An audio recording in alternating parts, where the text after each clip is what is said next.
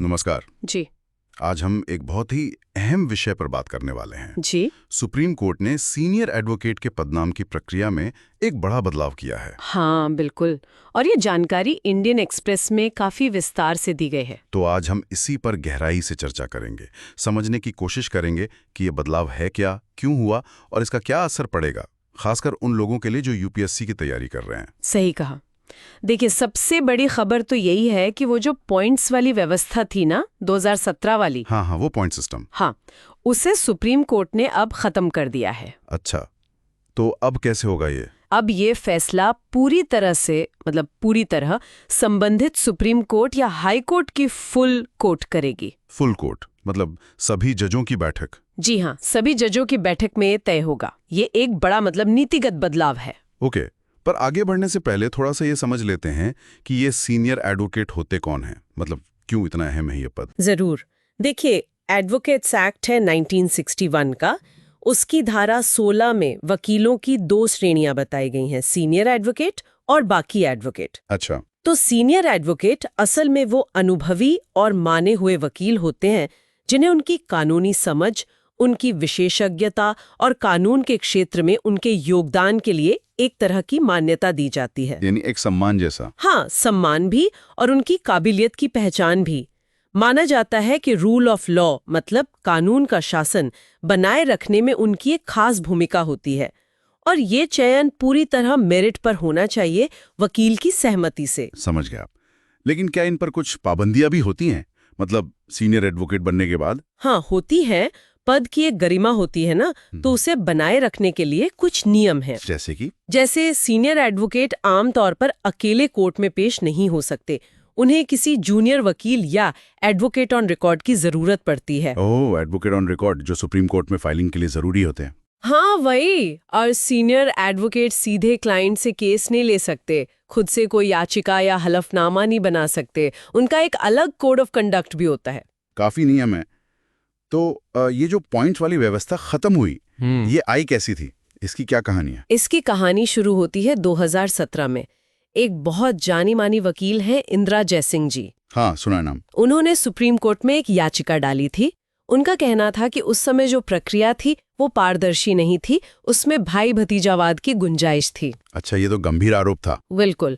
तो उसी याचिका के बाद सुप्रीम कोर्ट ने 2017 में एक परमानेंट कमेटी बनाई और ये पॉइंट्स वाला सिस्टम लागू किया। तो उसमें पॉइंट्स कैसे मिलते थे? उसमें कई चीजें थीं, जैसे वकालत का अनुभव कितने साल का है, उनके नाम से कितने जजमेंट्स छपे हैं, उन्होंने कोई कानूनी लेख या किताबें लिखी हैं या नहीं, और फिर एक पर्सनल इंटरव्यू भी होता था। और 2023 में इसमें कुछ बदलाव भी हुए थे। न्यूनतम उम्र 45 साल कर दी गई थी, प्रकाशन के अंक थोड़े कम किए, जजमेंट के बढ़ा दिए थे। लेकिन फिर सवाल उठता है कि सिर्फ 7.5 साल में ही इसे क्यों बदल दिया? मतलब इतनी मेहनत से बनी व्यवस्था काम नहीं कर रही थी क्या? यही तो दिलचस्प बात है। सुप्रीम कोर्ट ने खुद ये माना है कि पिछले 7.5 साल का जो अनुभव रहा, उससे ये लगा कि पॉइंट सिस्टम से वो नतीजे नहीं मिल रहे थे जिनकी उम्मीद थी। क्यों? क्या दिक्कत थी? कोर्ट का मानना था कि किसी वकील की असल योग्यता, उसका अनुभव, उसकी ईमानदारी, इन सब चीजों को सिर्फ अंकों या कुछ मिनट के इंटरव्यू से आंकना वो शायद मुमकिन नहीं है। हाँ, ये बात तो है। ये चीजें काफी सब्जेक्टिव हो सकती हैं। बिल्कुल। और हाल में घटना भी हुई थी।